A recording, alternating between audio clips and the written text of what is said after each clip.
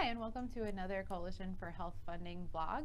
My name is Tiffany Kaszuba. I'm the Deputy Director of the Coalition for Health Funding. For those of you who don't know, CHF is the largest and oldest coalition of its kind. We advocate for funding at the Department of Health and Human Services outside of the entitlement programs. One of the issues we've been following really closely this summer and now into the fall is the family separation crisis at the border. While we don't usually cover immigration policy, unaccompanied alien children, or as we prefer to call them, unaccompanied migrant children, are taken care of by the Department of Health and Human Services. During the family separation crisis, the new policies implemented by the Trump administration actually created about 2,400 extra unaccompanied alien children in the Department of Health and Human Services care. And in past administrations, there's been an emphasis on getting children out of HHS's care and either back to their parents, to their families, or to some type of an adoption service. In the current administration, there doesn't seem to be that emphasis, and there seems to be an increase in stays. Further, we're expecting new administration policies to further increase the number of children in the unaccompanied alien children program.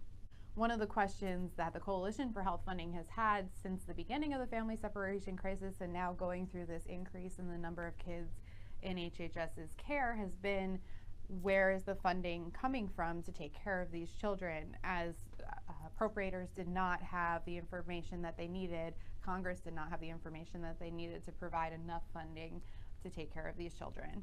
We've been asking this question. We've reached out to Secretary Azar. The Secretary was in fact using his legal right of Secretary's transfers to cut about $266 million from other public health programs such as cancer research and maternal and child care to care for these unaccompanied minors. While these type of transfers have been used by past administrations to address surges in the number of kids coming over the border unaccompanied, the current situation has really been created by the administration's policies. Thus, over the last couple of weeks, we've been organizing a sign-on letter.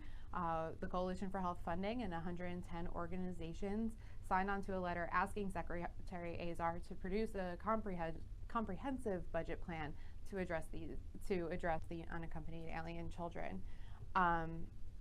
At this point, we haven't heard back. It just went up yesterday, but we are requesting to have a meeting with him to further discuss these issues and hope to be able to have something to report back out to you in the coming days. But for now, thank you so much for listening. If you have any questions, please leave them in the comments.